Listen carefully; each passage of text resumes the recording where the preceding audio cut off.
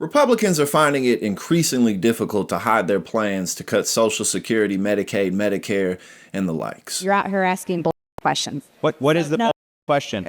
All of your questions. This is a mailing from the American.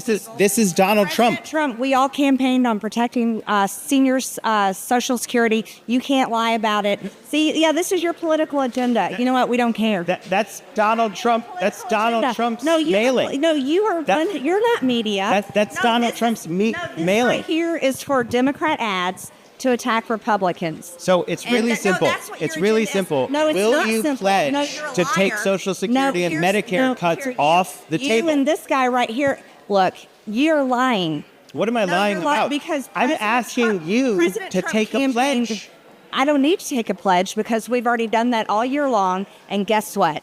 The sad story for you is the American people elected Trump, his agenda, and Republicans to lead the country because you guys suck so bad. So I'm just wondering if you want to take a pledge to not cut Social Security and Medicare. Do something about this overspending that's going on in Washington, D.C. and start to get responsible. And by the way, it doesn't have to be just the discretionary spending. We can get at some of the mandatory spending also. I mean, like food stamps, some of those things, that's mandatory spending. You know, I think some of the benefits that are paid in regards to the work requirements, I mean, some of that is under the heading of mandatory spending. We can deal with some of that, too. One last question. Go ahead. Entitlements ever be on your plate? At some point, they will be. We have tremendous growth. We're going to have tremendous growth. This next year, it'll be toward the end of the year. The growth is going to be incredible.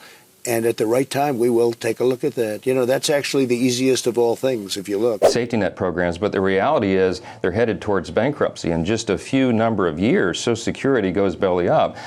So does Medicare, Medicaid, all of these big spending programs, because we're drowning in debt. And so we've got to think about long-term reforms to those programs. In a post on Truth Social, you said that seniors should not pay tax on Social Security. And of course, this made big news, but the Committee for a Responsible Budget says that will mean increasing deficits by $1.6 to $1.8 trillion. Because we can cut other costs. There's so much waste in our government. So that's what I want to ask. Where do you get the revenue to offset that? Because it's also apparently going to advance the insolvency date of Social Security's retirement trust fund by over a year. Well, you know, one of the things good about that is that's when people will make a deal. You know that. But we're going to take care of Social Security. We're not going to do anything to hurt our seniors. Take this show on the road and show the American people what's going on. You have a president who lied to people and said he was going to fight for working class families, but yet he's amassed the richest cabinet in the history of our country. So you expect him to believe that someone like Elon Musk, who's worth over $340 billion, is going to be in charge of helping to decide what my mom's Social Security check is going to be? Mm-hmm. And so I think we really need to take this on the road to show people, and it's going to help us, of course, take the House back. Trump, at least, has called for tax cuts. Most people don't realize that when they retire, all of a sudden they're being double taxed because their Social Security is taxed. That's a good idea, but President Trump doesn't pay for that. And when you don't pay for that, the money comes directly out of the trust fund, therefore hurting everybody in the program because it would reduce Social Security benefits by 36% as soon as 2031. Traditional pension plans have become an endangered species on their way to extinction, and the result for workers has been tragic. In 1983, 31% of American workers were at risk of not being able to maintain their standard of living in old age. In 2020, that number rose to 51%. In other words, we are moving in exactly the wrong direction. All right, that's the problem. What do we do to address that crisis?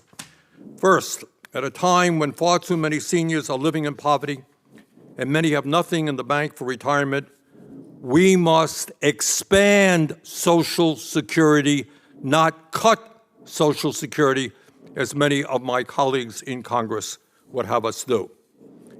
And we must make Social Security solvent for the next 75 years, so it'll be there for our kids and our grandchildren.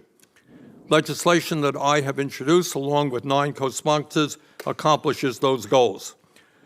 According to the Social Security Administration, the legislation that I've introduced would make Social Security solvent for 75 years and increase benefits by $2,400 a year for seniors who need them.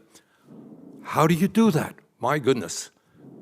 How do you do that? Well, at a time of massive income and wealth inequality, we have the radical idea that maybe the people on top should start paying their fair share of taxes.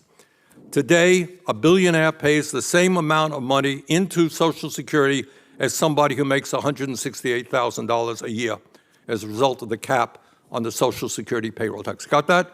You make $1 billion a year, you make $168,000 a year, you pay the same amount. Anybody in America think that makes sense? I don't. Ever since FDR implemented the New Deal and, Social Security and all of those programs that are incredibly popular with the American people, the Republican Party has been all about reversing that.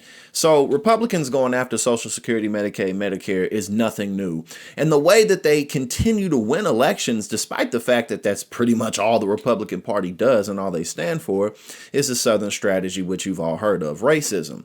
It keeps selling over and over and over again. The idea of white supremacy continues to sell, even when you go into other communities who aren't considered traditionally white. Keep in mind, when Irish people and Italians first came over here, they weren't considered to be part of the group either, but now they are.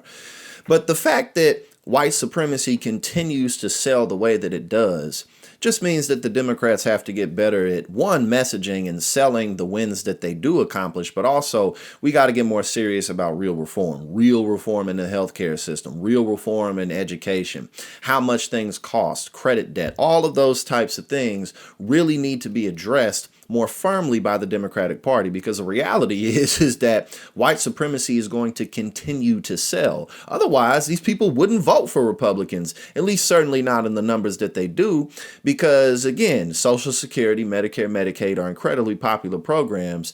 But every time Republicans try to reverse it, the voters are like, no, don't touch my Social Security, don't touch my Medicare. You're supposed to take it away from the black people and the Latino people, but not from me.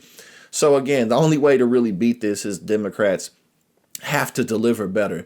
Otherwise, white supremacy is just going to continue to win.